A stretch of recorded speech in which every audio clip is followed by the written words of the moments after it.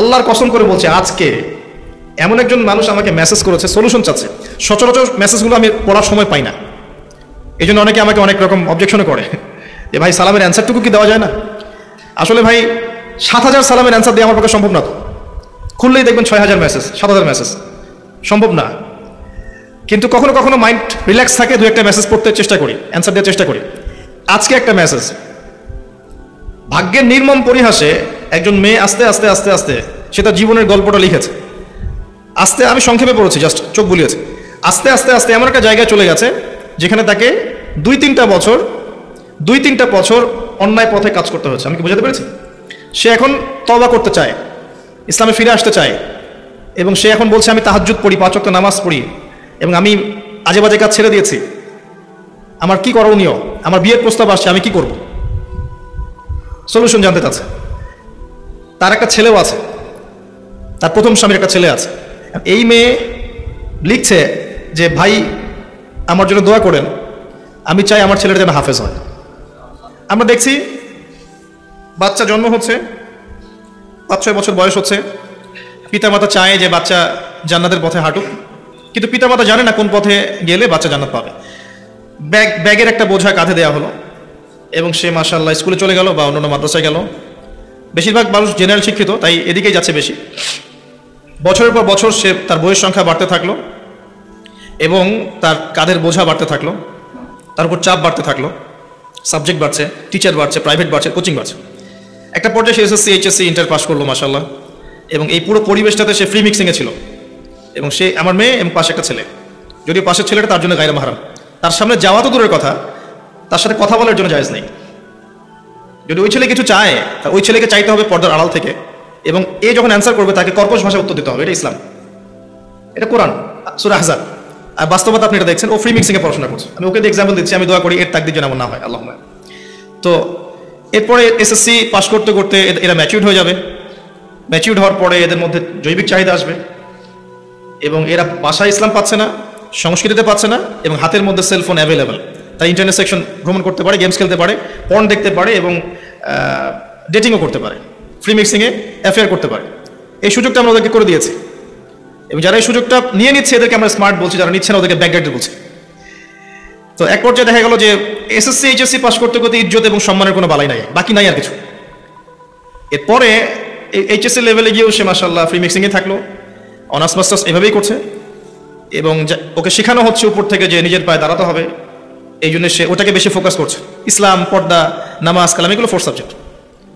এবং এই পুরো সময়টাতে এই যে সিলেবাসে পড়াশোনা করেছে, এই সিলেবাসের মধ্যে ইসলাম ছিল না। এবং সুবহানাল্লাহ, 30 বছর 25 বছর পড়াশোনা করেছে, কিন্তু ওকে 30টা সূরা কেউ শেখায় নাই, হাদিস 30টা কেউ শেখায় নাই, এবং সাহাবীদের নাম সে জানে না, রাসূল সাল্লাল্লাহু আলাইহি ওয়াসাল্লামের জীবনী সে জানে না। কিন্তু আপনি ওই জায়গায় চলে যান, আল্লাহ পাক যেটা বলেছেন, আমার পক্ষ থেকে হেদায়েত আসবে, এটা মেনে চললে জান্নাতে যেতে পারবে। এর সাথে এর পুরো সিস্টেমের কি সম্পর্ক? ও পুরো সিস্টেম এটা পেল না। এখন তার বয়স যখন 40-50, তখন তার মধ্যে একটা বুঝ আসছে যে দিনের জন্য কিছু করতে হবে, আমল কিছু করতে হবে। তখন শেষ বয়সে গিয়ে সে ধার্মিক হওয়ার চেষ্টা করছে, কিন্তু তখন সে রিয়েলাইজ করলো, ধার্মিক হয়ে গেলেও রিয়েলাইজ করলো আমার অনেক দেরি হয়ে গেছে। আর এই ধার্মিক হওয়ার সৌভাগ্য আল্লাহ পাক সবাইকে দিচ্ছেন না। যাদেরকে দিচ্ছেন না তারা কখনো ফিরে আসার সুযোগ পেল না, তারা ওই আয়াতের মধ্যে পড়ে গেল, ওয়াল্লাযিনা কাফারু ওয়া কাযযাবু বিআয়াতিনা উলাইকা আসহাবুন নার, বেশিরভাগ জাহান্নামে যাচ্ছে। বাস্তবতা এমন।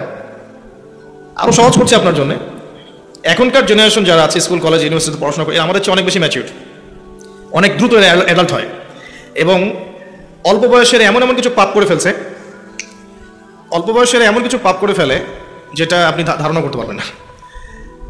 ডে বাই ডে আপনি দেখবেন কিশোর গ্যাংয়ের সংখ্যা বাড়ছে, জিনা বাড়বে, ওদের ফ্রি মিক্সিং বাড়ছে, ওরা এগুলোকে কিছু মনে করছে না, এবং ইজ্জত সম্মান, একটা সম্মানের জিনিস ধরে রাখতে হয়, এই বিষয়টাও নাই ওদের মধ্যে। স্কুলের বাচ্চারা স্মোক করছে, এদের সংখ্যা কিন্তু খুব কম না, পরিসংখ্যানটা অনেক বেশি। একই সাথে আপনি এদের মধ্যে দেখবেন যে ছাত্র জীবনেই বিভিন্ন পলিটিক্যাল দলের সাথে সম্পৃক্ত হয়ে যাবে। এখানে গিয়ে পড়াশোনার চেয়ে ওটাকে বেশি ফোকাস করবে, একটু ক্ষমতার জোর দরকার, আমার একটু টাকা দরকার, আমার একটু মানে দাপট দরকার, আমাকে সবাই কিছু মনে করুক, এই চিন্তাটা মনের মধ্যে এসে যায়।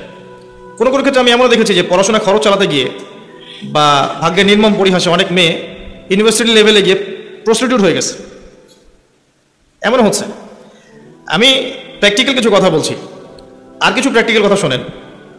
আর আপনি দেখবেন জ্ঞানতাত্ত্বিক এই বিষয়টাতে আপনি দুইটা রাস্তা পেয়ে যাবেন। একদিকে জেনারেল লাইনে মানুষ পড়ছে, আর একদিকে মাদ্রাসা লাইনে মানুষ পড়ছে। মাদ্রাসা লাইনে যারা পড়ছে আলহামদুলিল্লাহ তারা অনেকটা সেফ, যদিও বা মাদ্রাসার সিলেবাসটা এই যুগের সাথে ডিল করার জন্য 100% এনাফ না। এই কথাটা যদি কেউ মন খারাপ করে থাকেন আমার উপর, আমার কিছু করার নাই, বাট আমি আমার মত প্রকাশের স্বাধীনতা রাখি, এটা দেওয়া উচিত। যেটা যার বুঝ সে বলতে পারে, মানুষ ডিসাইড করবে এটা সত্য না মিথ্যা। আর যখন আমরা কোনো অপিনিয়ন দিব কখনোই সেটা গ্রহণ করবেন না যতক্ষণ না আপনি কনভিন্স হচ্ছেন এটা সত্য। এরা এই যুগের ফিতনা থেকে অনেকটা সেভড, বাট এই ক্যারিকুলামটা এই যুগের প্রতিটা বিষয় ডিল করার জন্য এনাফ না, যথেষ্ট না, 100% যথেষ্ট না। এটা যতই অস্বীকার করা হোক না কেন, বাস্তবতায় গিয়ে আমরা এটা রিয়েলাইজ করতে পারি আর কি। আর জেনারেল লাইনে যারা পড়ছি তারা হয়তো ওয়ার্ল্ডকে ডিল করার চেষ্টা করি ঠিকই, কিন্তু সেটাও হয়তো ঠিকমতো করতে পারছি না, কারণ এখানে অনেক করাপশন আছে আর অনেক ফিতনা ফাসাদ আছে। কিন্তু এখানে তারা ইসলামের বালাইটা পাচ্ছে না, যতটুকু পাচ্ছে এটাকে আমরা ইসলাম বলতে পারি না। অনেক সময় আমরা এমনও দেখছি যে মাস্টার্স করে একটা ছেলে অজু করতে জানে না, অজুর ফরজটা জানে না, নামাজের ফরজগুলো জানে না, জাকাত নিসাব বলতে পারে না। এখন রমজান মাস তো দূরের কথা, আরবি কোন মাস সেটা হয়তো বলতে পারবে না। ইসলামের বেসিক জিনিসগুলো, আকিদার বেসিক জিনিসগুলো, 40টা হাদিস, রাসূল সাল্লাল্লাহু আলাইহি ওয়াসাল্লামের জীবনী, কোরআনের তেলাওয়াত জাস্ট তিলাওয়াতের কথা বলেছি, বিশুদ্ধ করে তিলাওয়াত। আমি কিন্তু আরবি ভাষা শেখার কথা বলি নাই, বা কোরআনের তাফসিরের কথা বলি নাই, তর্জমার কথা বলি নাই, অনলি তিলাওয়াত। দেখবেন জেনারেল লাইনে পড়া ম্যাক্সিমাম মানুষ এটা জানে না। এই যে দ্বিমেরুকরণ, এই জায়গায় আপনি কি মনে করছেন আমাদের পরবর্তী প্রজন্মের জন্য? আমাদের বয়স এখন 30 হয়ে গেছে মনে করেন, আপনাদের হয়ে গেছে 35-40। এই যার যার সময় চলে গেছে, গন কেস, এখানে কথা বলে লাভ নাই। আমরা যা পাই নাই সেটা কি পাই নাই, আমরা কোনো ব্যালেন্সড কারিকুলাম পাই নাই, আমরা কোনো এই দ্বিমেরুকরণের হারমোনিয়াস কানেকশন আমরা পাইনি। জেনারেল লাইনের সাবজেক্টগুলো এবং ইসলামিক সাবজেক্টগুলোকে একসাথে করে একটা কারিকুলাম এটা আমরা পাই নাই। অনেকে চেষ্টা করেছেন, অনেক মাদ্রাসায় এটা পড়ানোর চেষ্টা করা হয় এবং জেনারেল লাইনেও করানো হয়, কিন্তু তাদের সংখ্যা নিতান্তই কম। সবাই সেই সৌভাগ্য অর্জন করতে পারছে না, সেখানে পড়তে পারছে না। সলিউশন বেশি থেকে বেশি এমন প্রতিষ্ঠানের দরকার। নট নেসেসারি যে আমার প্রতিষ্ঠান হতে হবে, নট নেসেসারি। আর আমি জানি যে আমি 100% যা চিন্তা করছি বা করা উচিত সেটা আমি করতে পারবো না, এটা আমার পক্ষে সম্ভব না। আমি সলিউশন বলার চেষ্টা করছি আপনাকে করতে হবে। আপনারা প্রত্যেকে একটা একটা করে প্রতিষ্ঠান করে তোলেন, যেই প্রতিষ্ঠানে এই যে আমার মেয়ের বয়সী মেয়েরা বা ছেলেরা, আপনাদের ছেলে মেয়েরা জাস্ট ফ্রম কেজি 1 বা প্লে থেকে শুরু করে 10 পর্যন্ত, বা একদম শিশু শ্রেণী থেকে শুরু করে দাওরা হাদিস পর্যন্ত যতগুলো ক্লাস থাকে আর কি, প্রত্যেকটা জায়গায় তারা জেনারেল শিক্ষা এবং ইসলামিক শিক্ষা একসাথে পাবে এমন একটা প্রতিষ্ঠান করে তোলেন।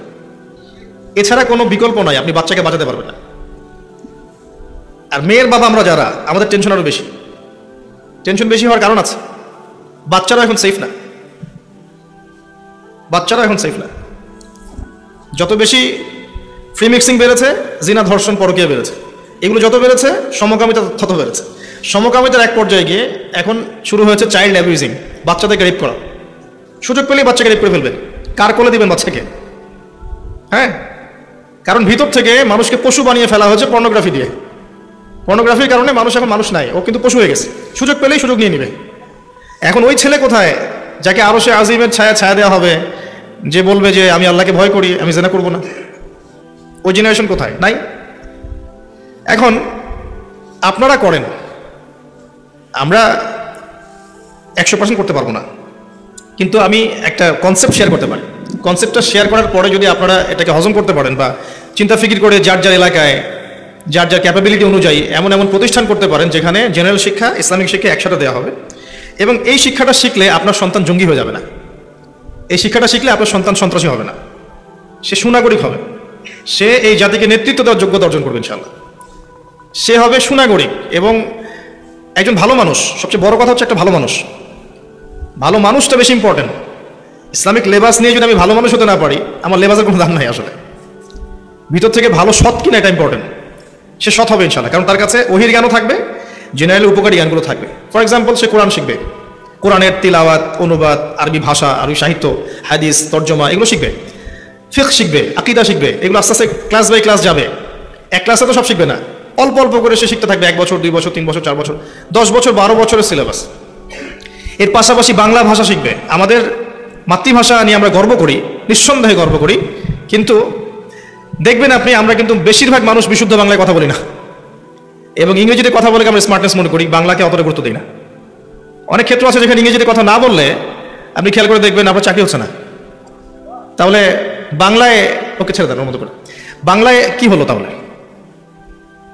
বিষয়টা হচ্ছে বাংলাকে গুরুত্ব দিতে হবে, প্রজন্মকে দেশের ইতিহাস শেখাতে হবে, মুক্তিযুদ্ধের যে সংস্কৃতির কথা বলা হয় এটা শেখাতে হবে বাচ্চাদেরকে, তাদেরকে জানাতে হবে জুলুম কি জিনিস, প্রতিবাদ কি জিনিস। আপনি কি মনে করেন যে এখনকার এই টিকটক প্রজন্ম যদি দেশের জন্য কিছু করার প্রশ্ন আসে এরা জীবন দিবে? বুদ্ধি প্রতিবন্ধী প্রজন্ম বা এখনকার যুব সমাজ ম্যাক্সিমাম যারা টাকার পিছনে ছুটছে বা গার্লফ্রেন্ডের পিছনে ছুটছে বা যে পর্নোগ্রাফিতে আসক্ত, মাদকদ্রব্য সেবন করছে, এরা কি দেশের জন্য জীবন দিবে? তাই মনে হয় এরা কি আমাদের বাধ্যতাদের মতো? তাহলে ওই প্রজন্ম তো তৈরি করতে হবে। এখানে বাংলা শেখাতে হবে, ইংরেজি শেখাতে হবে, ম্যাথামেটিক্স শিখতে হবে, সায়েন্স শিখতে হবে। সায়েন্স না শিখলে সে তো সামনের বিশ্বকে ডিল করতে পারবে না। আপনি যে সেক্টরই পড়াশোনা করার কথা বলেন, ফিজিক্স আপনি সায়েন্স বলেন, কমার্স বলেন, আর্টস বলেন, যে সেক্টরই বলেন, ওই জ্ঞানগুলোর তো দরকার আছে, কিন্তু ল্যাকিংসটা কোথায়? ল্যাকিংসটা হচ্ছে ইসলামিক বেসিক নলেজগুলো তারা পাচ্ছে না, এবং তারা সুদীর্ঘ কাল ধরে যে পড়াশোনা করছে এই পড়াশোনায় তারা সেগুলো শিখতে পারছে না। এটাই সমস্যা। এই জন্য সলিউশন একটা, আমার দৃষ্টিভঙ্গিতে একটা সলিউশন, সেটা হচ্ছে যদি এমন কিছু করা যায় যে যেই প্রতিষ্ঠানগুলো আছে এখন বর্তমান, সবগুলো তো পসিবল না, যারা বেসরকারি প্রতিষ্ঠান ব্যক্তি মালিকানায় চলছে বা কমিটির আন্ডারে চলছে, আপনার সিলেবাসে পরিবর্তন নিয়ে আসেন। এমন সিলেবাস লঞ্চ করেন যে সিলেবাসে আপনার বাচ্চা Islamic education, general education both একটা হারমোনিয়াস কানেকশন পাবে, এমন সিলেবাস দরকার। তাহলে দেখবেন ইনশাল্লাহ আমার মেয়ে এদিকে ডক্টর হতে পারবে, একই সাথে সে দেখবেন আলেমাও হতে পারবে ইনশাল্লাহ। আপনার ছেলে ইঞ্জিনিয়ার হতে পারবে, দেখবেন সে ইনশাল্লাহ ফকিহ হয়ে গেছে। সম্ভব। আগেকার সলফে সালেহিন তারা সবই ছিলেন, তারা আলেম ছিলেন, কারি ছিলেন, হাফেজ ছিলেন, ফিলোসফার ছিলেন, সায়েন্টিস্ট ছিলেন। কেমিস্ট্রির বেস কে দিয়েছে? ফিজিক্সের বেস কে দিয়েছে? মেডিকেল সায়েন্সের বেস কে দিয়েছে? আমার পাশে একজন ডক্টর বসে আছে, জিজ্ঞাসা করে দেখেন মেডিকেল সায়েন্সের বেস কে দিয়েছে? আমাদের প্রজন্ম আল-কেমির নাম জানে না, এখন জাবির ইবনে হাইয়ামের নাম জানে না। আমাদের প্রজন্ম এখন আল রাজি তাদের নাম জানে না, ইবনে সিনার নাম জানে না। আমরা সবাই দিয়েছি ইসলামিক ব্যক্তিত্বরা এগুলো বেস দিয়েছে। এখন আপনি দেখেন একজন আলেমকে যে ডাক্তার হতে পেরেছে, বা একজন ডক্টরকে আপনি দেখান যে ফকিহ হতে পেরেছে, তাহলে একটা দ্বিমুখীকরণ। আমি জানি সবাই সব হতে পারবে না, কিন্তু একটা লেভেল পর্যন্ত জ্ঞান থাকা উচিত। সবাই সব হতে পারবে না, একজন ডক্টরকে ফকিহ হতেই হবে জরুরি না, সে বেসিকটুকু জানবে এটা জরুরি।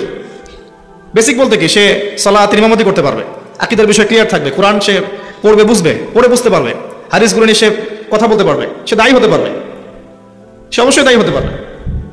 সে ইসলাম এবং বিজ্ঞানকে সমন্বয় করে মানুষকে বোঝানোর ক্ষমতা রাখতে হবে তাকে। একজন ইকোনমিক্স যে অর্থনৈতিক সেক্টরে কাজ করে, সেও মাশাআল্লাহ ইসলাম এবং যাকাত এই বিষয়গুলো জানতে হবে, ইসলামিক ইকোনমিক্স কি তাকে জানতে হবে। যে পলিটিশিয়ান তার জানা উচিত যে ইসলামিক জিও পলিটিক্স কি জিনিস। যে একজন শিক্ষক তার জানা উচিত যে ইসলামিক শিক্ষা কি, কীভাবে শেখাবো, জেনারেল শিক্ষা কি, কীভাবে শেখাবো। প্রতিটা ডিপার্টমেন্টেই এই দুইটা শিক্ষা ব্যবস্থাকে একত্রিতকরণের প্রয়োজন আছে। এখন এটা 2022 সালে বসে বলছি, এটাও হচ্ছে একটা কষ্টের কথা। এর আগে যে কেউ চেষ্টা করেনি এমন নয়, এখনও যে করছে না এমন নয়, কিন্তু আমি যেটা বলতে চাচ্ছি সেটা হচ্ছে যে চেষ্টাগুলো চাহিদার তুলনায় যথেষ্ট না। এখন নতুন করে আপনি প্রত্যেকটা জায়গায় একটা করে প্রতিষ্ঠান তো করতে পারবেন না, ডিফিকাল্ট। কেমন করে করবেন? তাহলে যারা যারা বেসরকারিভাবে প্রতিষ্ঠান চালাচ্ছেন, শিক্ষা প্রতিষ্ঠানের কথা বলছি, তারা কিন্তু সিলেবাসে পরিবর্তন আনতে পারেন। এতে করে আপনার প্রতিষ্ঠানটা কোনো ক্ষতি নাই, বরং মানুষ আপনার প্রতিষ্ঠানেই বাচ্চা বেশি দিবে। কারণ প্রত্যেক পিতামাতা এখন চায়, ম্যাক্সিমামই চাচ্ছে যে আমরা না হয় খারাপ হয়ে গেছিলাম, আমার সন্তানটা যেন ভালো হয়। তাহলে কে চাচ্ছে না যে তার সন্তানটা ভালো হোক? আমরা যা করেছি, আমরা যেটা পাইনি, আমাদের বাচ্চাদের জন্য কি ফিকির করছেন? অপশন খুব কম আছে। অপশন 1, নতুন নতুন প্রতিষ্ঠান গড়ে তোলেন, যে প্রতিষ্ঠানগুলোতে আপনি উভমুখী শিক্ষাকে একমুখী করতে পারবেন। এর জন্য আপনার দরকার এই সেক্টরে যারা কাজ করেছেন তাদের পরামর্শ, তাদের সাথে দেখা সাক্ষাৎ করা এবং তাদের সাথে পরামর্শ করে একটা সিলেবাস লঞ্চ করা। এবং সেখানে অবশ্যই গভর্নমেন্টের বইগুলো থাকবে, গভর্নমেন্টের বইয়ের বাইরে না। ইংলিশ মিডিয়ামের থেকে ইংলিশ নিতে পারেন, অ্যারাবিক মিডিয়াম থেকে অ্যারাবিক নিতে পারেন, এবং গভর্নমেন্টের যে বইগুলো আছে এগুলো থাকবে। দেখবেন আপনি সুন্দর একটা কারিকুলাম পাচ্ছেন। এখানে স্কুল কলেজ করা ডিফিকাল্ট, এখানে করতে গেলে অনেক প্রবলেম হয়ে যায়, অনেক জটিলতা সৃষ্টি হয়। মাদ্রাসা ইজি, তো বেশি বেশি মাদ্রাসা করা যেত, এটা একটা অপশন। অপশন 2, প্রয়োজনের চেয়ে মাদ্রাসা বেশি আছে বাংলাদেশে। হ্যাঁ, এটা অপশন 2, প্রয়োজনের চেয়ে বেশি আছে, কিন্তু সমস্যা হচ্ছে তাদেরকে এই সিলেবাসগুলো ইমপ্লিমেন্ট করার ব্যাপারে হয়তো কেউ উৎসাহিত করেনি দীর্ঘদিন, বা আমরা করতে পারছি না। করে দেখা যায় তারা কি করেন, যদি না করেন সেখানে স্বতন্ত্র প্রতিষ্ঠান চিন্তা করতে পারবেন। এটা গেল বাচ্চাদের বিষয়। জেনারেলদের কি হবে? আপনারা মাদ্রাসায় ভর্তি হতে পারবেন না, কারণ আপনাদের বয়স এখন 25 বা 30। আবার আপনি মিজানে ভর্তি হতে পারবেন না, এবং ভর্তি হতে গিয়েও দেখেন কতজন ভর্তি নেয়। কারণ যখন এখানে একটা মনস্তাত্ত্বিক বিষয় কাজ করে, যে কিছু মানুষ চায় না যে আপনি এখানে এসে আলেম হন, কিছু মানুষ মনে করে এগুলো তাদের পৈতৃক সম্পত্তি। এরকম অবস্থা আছে। এখানে 2 শ্রেণীর মানুষ আছে। এক শ্রেণী হচ্ছে সম্পূর্ণ নিরহংকার মুক্ত আলেম, টোটালি অহংকারহীন একটা আলেমদের প্রজন্ম আছে বাংলাদেশে, যাদের সংখ্যা মাশাআল্লাহ ভালো, যাদের সংখ্যা অনেক, কিন্তু তারা এতটা হাইলাইট হয় আপনি দেখতে পারবেন না, খুঁজে নিতে হবে তাদেরকে, এবং তারা একটা ছবিও তুলতে চান না। হ্যাঁ, এমনই। আর এক শ্রেণী আছে যাদের মধ্যে ইলমের অহংকার আছে, আর এই অহংকারটাই কাল হয়ে দাঁড়িয়েছে। তো আপনি কি করবেন? আপনি তো ভর্তি হতে পারছেন না।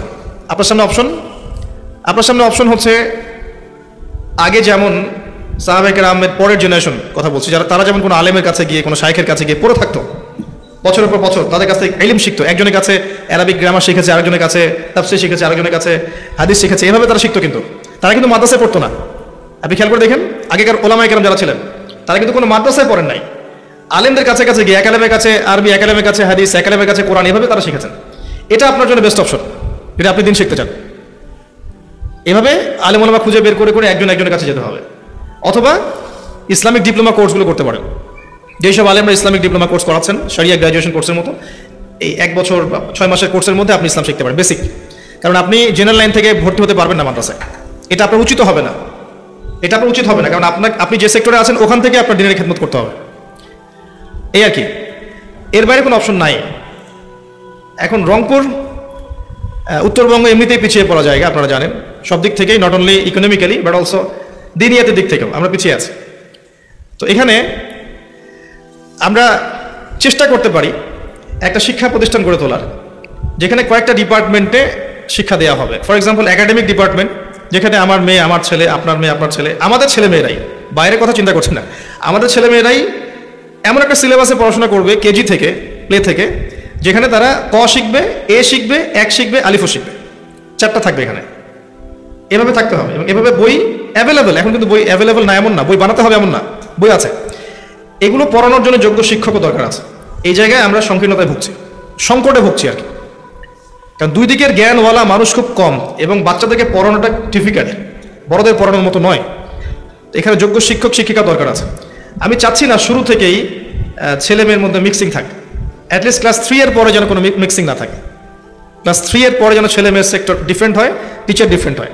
এবং আমি এটাও চাচ্ছি না যে টিচারদের মধ্যেও যেন মিক্সিং না থাকে, মেয়েদের ডিপার্টমেন্ট মেয়েরা হ্যান্ডেল করবে, ছেলেদের ডিপার্টমেন্ট ছেলেরা হ্যান্ডেল করবে, এরকম একটা কাজ করতে পারি। এখানে একাডেমিক ডিপার্টমেন্টে আপনি বা আমি চেষ্টা করলে হয়তো ক্লাস 5 পর্যন্ত শুরু করতে পারি। ক্লাস 5 পর্যন্ত স্টার্ট করেছি, বাচ্চারা ভর্তি হচ্ছে, পড়াশোনা করছে। কি পড়ছে? 4টা জিনিস। তারা কোরআনও শিখছে, তারা বাংলাও শিখছে, ইংরেজি ভাষাগুলো শিখছে, এবং বর্তমানে যে সাধারণ জ্ঞান অন্যান্য বিষয়গুলো প্রয়োজন, অঙ্কন, চিত্রাঙ্কন, খেলাধুলা সব করছে। শুধু এটাই সব কিছু নয়, এই বাচ্চাদেরকে ভালো পরিবেশ আবার দিতে হবে। শুধু বই আর সিলেবাস এনাফ নয়, ভালো টিচার দিতে হবে, এবং ভালো টিচারও এনাফ নয় যদি পরিবেশ দিতে না পারি। পরিবেশটা থাকতে হবে ইসলামিক। টিচার গিয়ে যদি তাকে বকাঝকা শুরু করে, অনইসলামিক আচরণ করে, বাচ্চা কিছু শিখতে পারবে না। বাচ্চা শিখবে আমাকে দেখে, আমি ক্লাস নিচ্ছি। বাচ্চা যদি দেখে যে আমি ক্লাসে বসে বসে কোনো একটা কথা বলছি যেটা বলা উচিত তা ক্লাসে, এমন ওয়ার্ড ইউজ করেছি, বাচ্চা ওটা শিখবে। কিন্তু কোনো একদিন আমার মেয়ে দেখেছে, কারো মাধ্যমে দেখেছে, আমি জানি না কে যে সে কোনো একটা জিনিস ছুঁড়ে মেরেছে। ওই দিনই আমার মেয়ে বাসায় এসে কলম, ওর একটা খেলনা ছুঁড়ে মেরেছে। আমি এই ছুঁড়ে মারাটা ওর আগে কখনো দেখি নাই। একদিনের মধ্যেই আমার মেয়ে একটা খারাপ জিনিস শিখেছে। তো কে পড়াচ্ছে এটা ইম্পর্টেন্ট, সিলেবাসটা শুধু ইম্পর্টেন্ট না, কে পড়াচ্ছে এটা ইম্পর্টেন্ট, পরিবেশটা ইম্পর্টেন্ট। এটা দেওয়ার চেষ্টা আমরা করবো ইনশাআল্লাহ তাআলা। এরপর ওদেরকে শুধু পড়ালেই হবে না, বাচ্চাদেরকে আপনি শুধু বলে বলে শেখাতে পারবেন না। দেখেন, কিছু বিষয় আছে ওদেরকে গল্পের মাধ্যমে শেখাতে হবে, খেলাধুলার মাধ্যমে শেখাতে হবে, ওদেরকে চিত্রাঙ্কনের মাধ্যমে শেখাতে হবে, ওদের খাবার ঠিক মতো তারা পাচ্ছে কিনা এটা খেয়াল রাখতে হবে। এমন খাবার ওদেরকে দেওয়া যাবে না যে খাবার খেলে ওরা অসুস্থ হয়ে যাবে। এবং শুধু পড়াশোনা না, আমরা যেমন পড়েছি আর কোচিং আর প্রাইভেট এরকম না, খেলাধুলার পরিবেশ দিতে হবে। মিনিমাম একটা করে গেম ক্লাস থাকা উচিত। মাঠে যাবে, দৌড়াবে, একটু মাটির সাথে সম্পর্ক হবে, পড়ে যাবে, উঠবে, দরকার আছে, আমরা কিন্তু এগুলো পেয়েছি আলহামদুলিল্লাহ, কিন্তু এখনকার জেনারেশন পায় না। আর যারা খেলাধুলা করে নাই ছোটবেলায় শৈশবে, এরা কিন্তু বড় হয়ে নেতৃত্ব দেওয়ার যোগ্যতা পায় না।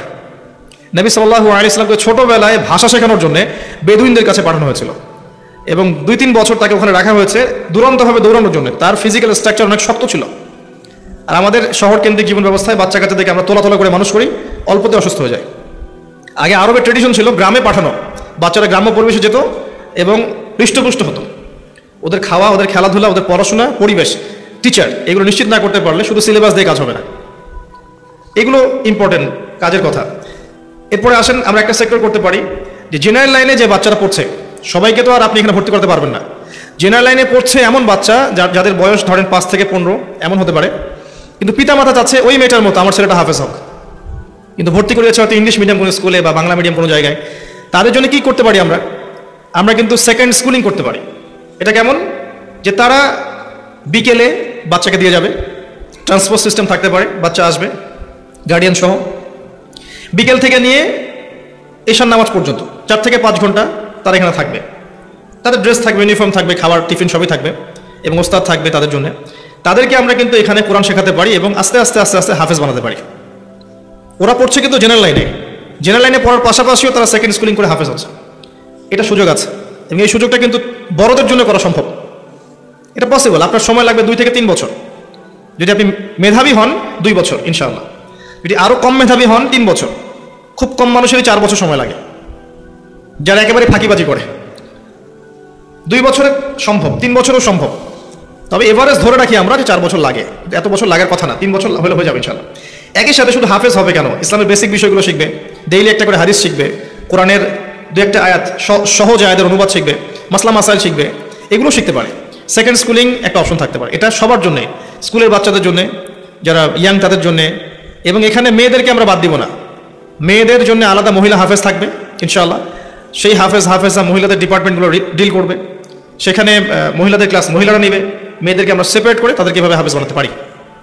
এছাড়াও উন্মুক্ত করে কোরআন শিক্ষার কোর্স থাকতে পারে, সবার জন্য উন্মুক্ত কোরআন শিক্ষার কোর্স।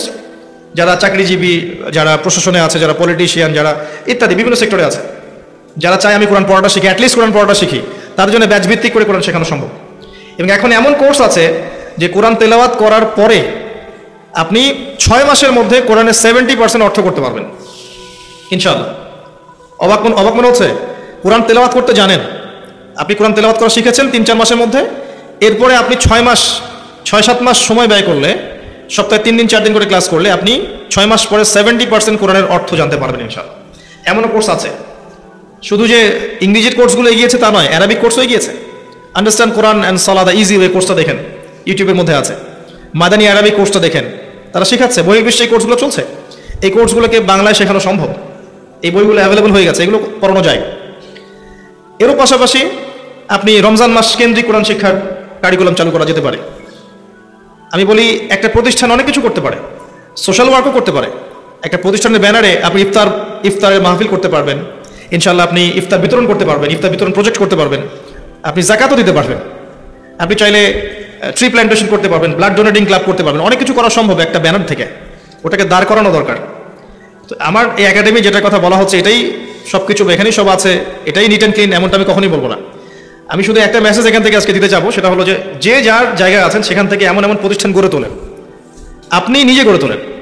আমি পরামর্শ দিতে পারবো যে এটা করলে হয়তো বেটার হবে, এটা করলে বেটার হবে না, এই সিলেবাস শেয়ার করতে পারবো, এই বই শেয়ার করতে পারবো। টিচার অন্যান্য বিষয়গুলো আপনি ইন্টারভিউ নিয়ে নেন, নিজের জায়গা থাকলে জায়গা দেন, আপনার টাকা থাকলে কনস্ট্রাকশন গড়ে তোলেন, না হলে একটা ভাড়ায় প্রতিষ্ঠান চালু করেন, কিছু একটা করেন। এডুকেশন সেক্টরে বেশি কাজ করেন, কারণ এডুকেশন সেক্টরটাই মূল। এডুকেশন সেক্টরে কাজ ঠিকঠাক মতো না হলে বড় বড় স্বপ্ন দেখে আসলে আদতে কোনো লাভ নাই। কারণ যখন আমরা অজ্ঞ থেকে যাব আর আমাদের পরবর্তী প্রজন্মরা অজ্ঞ হয়ে গড়ে উঠবে, তখন আপনি আশা করতে পারেন না যে এদের হাতে ইসলামের পতাকা আসবে। আমরা যারা এখন 30-40 বছর বসে আছি, আমরা যদি ফ্রম দ্য ভেরি বিগিনিং এরকম প্ল্যাটফর্ম পেতাম, সিলেবাস পেতাম, টিচার পেতাম, পরিবেশ পেতাম, আমাদের অবস্থা আজকে এমন হতো না। আমরা এখন আফসোস করি সবাই। আমার মনে হয় এখানে সবাই ইন্টেলেকচুয়াল অডিয়েন্স বসে আছেন। আমার কথার মেসেজ এটাই ছিল যে আমরা শিক্ষাক্ষেত্রে কিছু পরিবর্তন আনার চেষ্টা করতে পারি। এই পরিবর্তন উপরের লেভেল থেকে হয়তো বা সম্ভব না এখন, কিন্তু ব্যক্তিগত উদ্যোগে বা বেসরকারিভাবে, মাদ্রাসা ভিত্তিকভাবে, স্কুল ক্ষেত্রে বা এরকম মক্তব ক্ষেত্রে, এইসব ক্ষেত্রে আপনি কিন্তু শিক্ষার মধ্যে ইসলামিক বিষয়গুলো ইনক্লুড করতে পারেন। এতে করে দেশের কোনো ক্ষতি নাই, জাতির কোনো ক্ষতি নাই, উম্মারও কোনো ক্ষতি নেই, লাভ ছাড়া কোনো ক্ষতি নাই। ক্ষতি শুধু তাদের যারা ইসলামকে পছন্দ করে না, যারা কোরআনকে পছন্দ করে না, যারা সুন্নাহকে ভালোবাসে না, যারা মনে করে ইসলাম এই যুগে চলে না ওই যুগে চলতো, যারা মনে করে এগুলো করলে মানুষ পিছিয়ে পড়বে, ইসলামের সাথে বর্তমান বিশ্বের কি সম্পর্ক, তাদের জন্য এতটুকু মেসেজ থাকবে যে হয় আপনি অন্ধ অথবা আপনার অজ্ঞতা আপনাকে অহংকারী বানিয়েছে। ইসলামই সেই জিনিস, সেই রিলিজিয়ন, সেই কোড অফ লাইফ যেখানে আপনি প্রতিটা বিষয়ে সলিউশন পাবেন, অন্য কোথাও পাবেন না। এটা চিরন্তন সত্য কথা, কেউ মানুক বা না মানুক, এখানে প্রতিটা বিষয়ে সলিউশন আছে। আমরা দোয়া করি আল্লাহ পাক আমাদের মধ্যে যারা ইয়াং আছেন, যারা মাদ্রাসায় পড়তে পারি নাই, আল্লাহ পাক আমাদেরকে সেই জ্ঞান অর্জন করার তৌফিক দান করুন, যা অর্জন করলে আমরা ওহী বুঝতে পারবো এবং যেটা ফলো করলে আমরা জান্নাতে যেতে পারবো ইনশাআল্লাহ। এবং যারা মাদ্রাসা লাইনে পড়াশোনা করেছি তাদের জন্যও দোয়া থাকবে, বর্তমান বিশ্বকে ডিল করার জন্য যে জ্ঞানগুলোর দরকার সেগুলো আপনারা শিখে নেন, কারণ আল্লাহ পাক আপনাদেরকে অনেক দূর এগিয়ে দিয়েছেন, বাকিটা আপনাদের উপরে।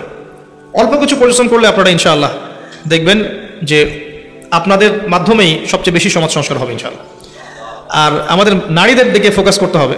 মেয়েরা শিক্ষার তেমন কোনো সুযোগ পায় না, কোরআন শিক্ষার তেমন কোনো সুযোগ পায় না। আলাদা মহিলা টিচার দিয়ে মহিলাদেরকে কোরআন শিখান, দিন শিখান, ইমান আকিদা শিখান, ইনশাআল্লাহ দেখবেন পরিবারে শান্তি আসবে তখন।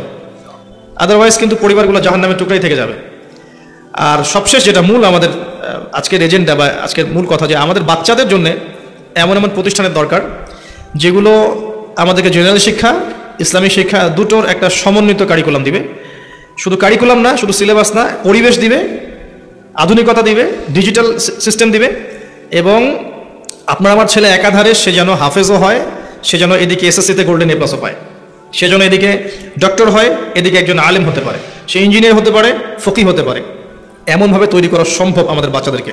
আমরা যা করেছি, যা সময় চলে গেছে অ্যাটলিস্ট এখন থেকে শুরু করে যদি আমরা আগামী 10, 20, 30টা বছর এভাবে একটু মেহনত করতে পারতাম বা পারি, আপনি এরপরে গিয়ে একটা জেনারেশন পাবেন। আমরা যখন বসে আছি সবাই একই ব্যাচের, একই বয়সের মোটামুটি, এরকম 30 বছর পর দেখবেন আরেকটা জেনারেশন আসছে যারা আমাদের মতো হবে না আর কি। আল্লাহ পাক আমাদের সবাইকে কথাগুলো বোঝার তৌফিক দান করুন, আমিন।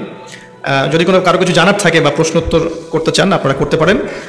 প্রাসঙ্গিক প্রশ্ন করলে ভালো হয়, অপ্রাসঙ্গিক কোনো প্রশ্ন না করলে ভালো হয়।